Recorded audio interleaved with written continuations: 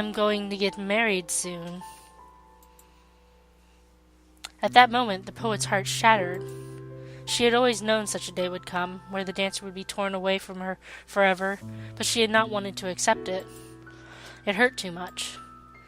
Now that it had finally happened, however, she had no choice but to nod her head.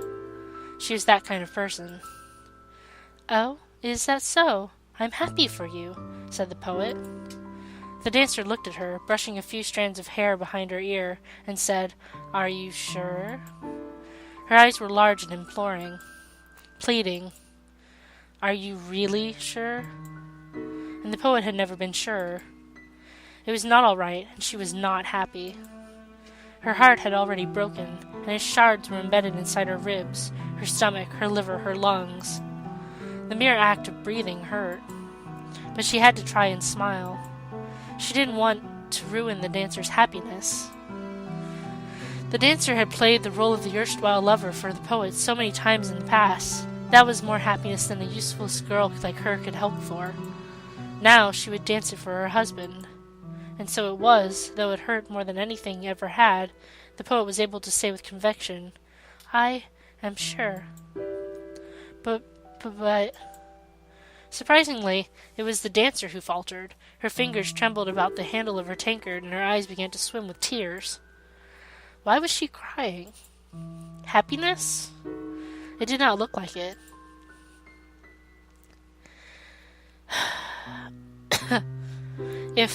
If I get married, you won't be able to be my number one not fan anymore," said the dancer. I won't? No, my fiancé does not approve of me being a dancer. He says he cannot bear other men to look at my legs or waist or hips when I dance. The poet's voice faltered. He is only saying that because he loves you. But does she really believe that? But I love dancing, the dancer exclaimed. I love dancing more than anything, and I love it when you watch me. The dancer stared at the poet, imploring. Her lips trembled. So did her eyelashes, wet with unshed tears. Please.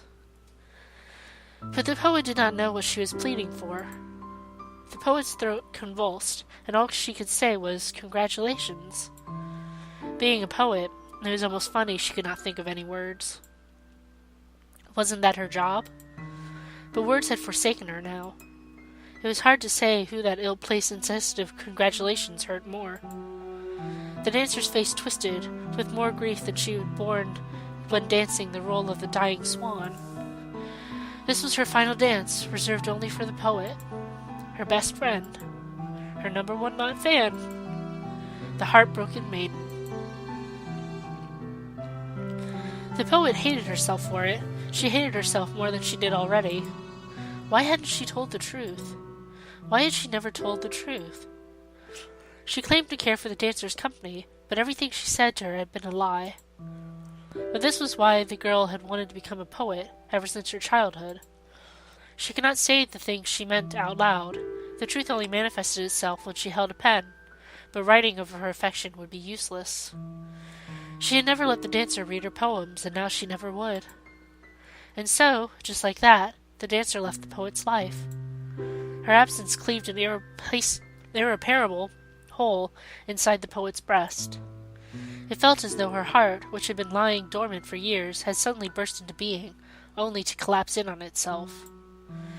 If only she had told the dancer how she really felt, instead of relying on a cold and unfeeling piece of paper. But it was too late now. The poet returned to her secluded library. Once it had seemed like a sanctuary. Now it was a prison. With a trembling hand, she picked up her quill and dipped it into her ink pot. A thick drop of ink fell from the end of the quill and hit the clean, fresh sheet of parchment. It stained, spreading outwards in a circle the size of a marble. The poet did not try to brush it away. There was no point. For the first time in her life, she could not think of anything to write.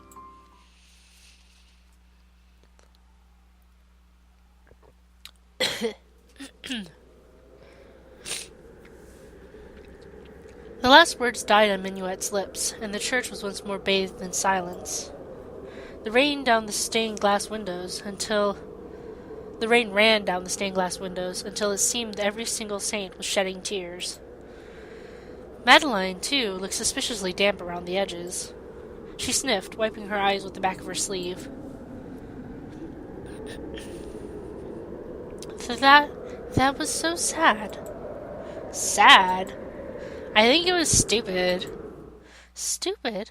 How could you be so cruel? If the poet was miserable, that was her own fault. She should have said how she really felt. Keeping silent about it, then acting like some tragic heroine. It's ridiculous. Especially when it could have been prevented so easily. You, of all people, have no right to say that, Daffodil Honore. You are the worst when it comes to expressing your true feelings. I can express my true feelings. Don't be such an idiot, Madeline. See? You say that I'm an idiot, but I know you don't really believe that. That's not the same thing, and you know it. At least I'm not so mopey. Just grumpy. Be quiet. Nobody asked you. All right, milady.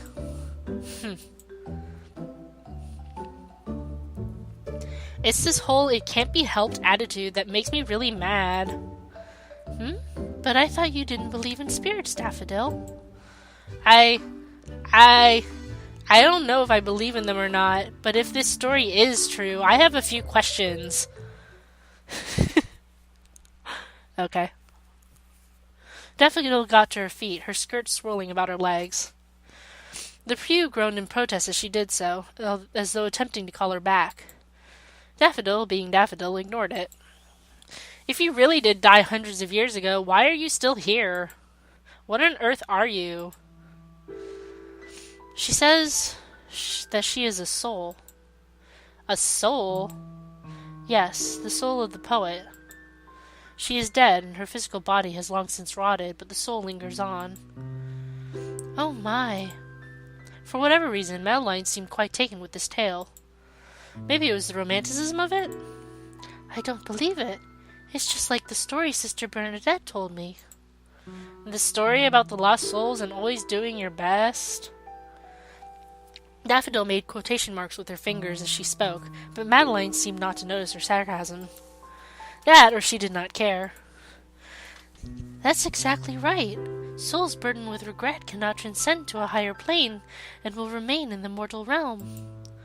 And if they are unable to find inner peace, they will become one with the earth.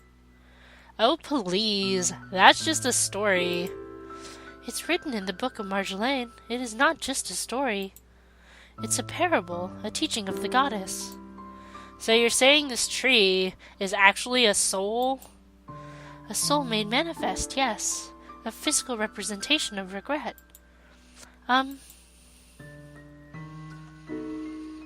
Madeline blinked shyly at the tree, where she was perhaps supposed Lycoris was residing. If it would not be too much trouble, may I ask how long you've been here? She has been here for longer than she can remember, maybe 5 or 6 centuries. Centuries? That's an incredibly long time to pine after a street performer.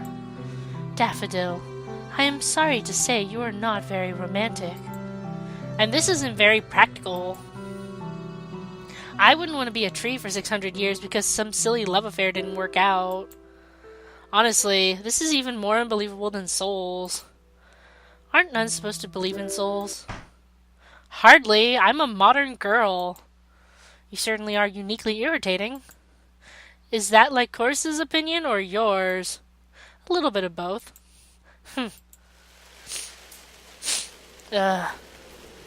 This is impossible. She stabbed a finger at Minuet. Need to know your place. And you... She stabbed a finger at the tree. Don't belong here. You've been dead for hundreds of years. It's time to move on now. Yes, that's right. It is time to move on. Huh? You mean she's going? Isn't that what you wanted? It is, but I mean, it seems so sudden. Sorry. It's been more than 5 centuries. That's ample time to hold on to your regrets. There's a limit to how much remorse people can feel. Right?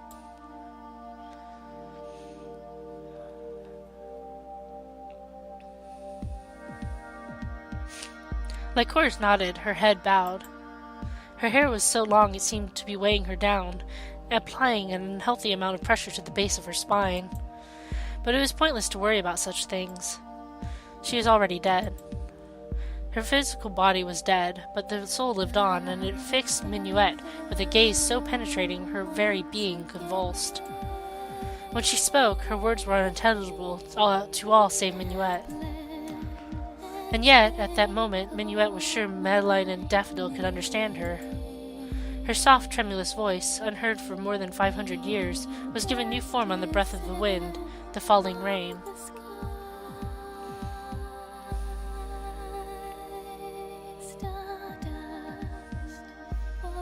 I have lingered here for far too long. I don't remember what the dancer looked like anymore. I don't remember her face or her name. I hardly even remember how she made me feel. I just remember how much I wished I told her the truth, how much I regretted that I never did. I still have so much regret, but it is too late now. I should put it behind me. She brought one hand, pale and ghostly, up to her cheek as though trying to catch tears, but she could not cry. There was no liquid left in her body. Just phantasms. I have been lonely my whole life, but that is my fault. It is because I shut myself away. I should not have tried to use somebody else to heal my heart. That was selfish, unforgivably selfish. It took me hundreds of years to come to terms with that. But maybe that's wrong. Yeah, that's wrong. You shouldn't need to hate yourself for that. Everyone acts selfishly from time to time. If we didn't act in our best interest, we would only make ourselves unhappy. I really am glad. It is strange. What is it? I never really had any friends when I was alive. I don't think I've ever spoken to anybody about my feelings, not honestly. It's odd I should laugh during my death. I guess it's never too late to change. I really am happy I was able to meet you. I was always a soft-spoken person during my life. That's probably why I never had any friends. I regretted it, but I told myself that was just the way life was. It was easier to hide away, and so I hid. Calling out to you was scary. I was so frightened.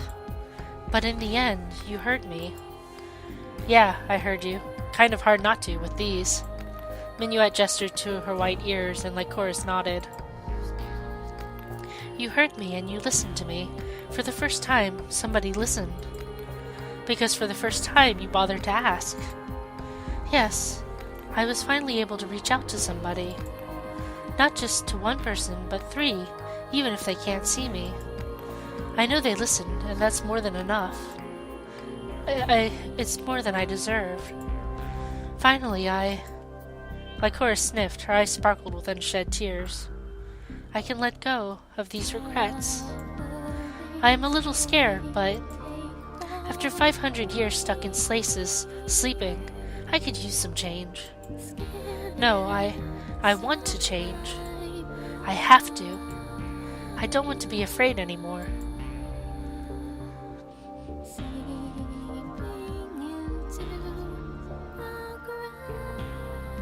And so saying, Lycoris' form, unseen to all save Minuet, began to disperse. Her body started to fragment like waves against the rocks, until there was nothing left.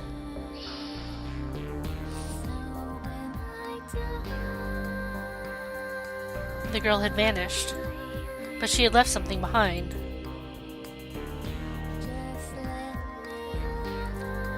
What on earth? Oh my. Minuet turned, her ears twitching. It was the tree. The dead withered tree that had sprouted from Lycoris' regrets was no longer quite as dead and withered as once it had been. The trunk looked firmer, thicker, fuller than it ever had. Right before Minuet's eyes, she could see the most remarkable transformation taking place. There was fruit. That explains why this thing over here is an apple. See? Okay. This old crooked tree, which seemed to actively repel life, had borne fruit. There were apples, bright red, the skin shining with an almost divine luster. Completely and utterly breathtaking.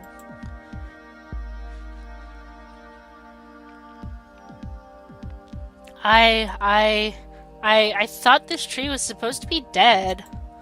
It must be a miracle. That can't be. Miracles don't happen so easily. You're still trying to be cynical even now? You are awfully determined about the strangest things, Daffodil. Stuff and nonsense. If it's nonsense, why are your eyes watering? They're not. It's not like I'm getting emotional.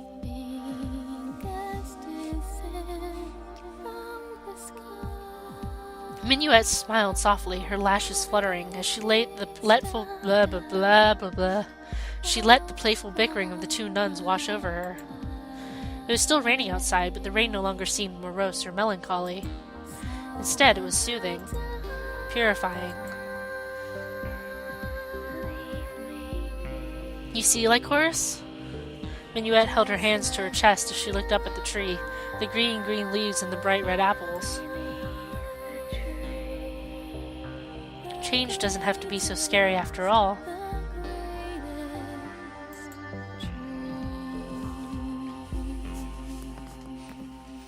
The end. Aww.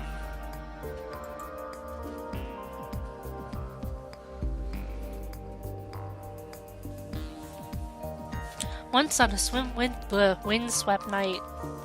What about the other Lycoris and the reader? I suppose we'll get to that soon.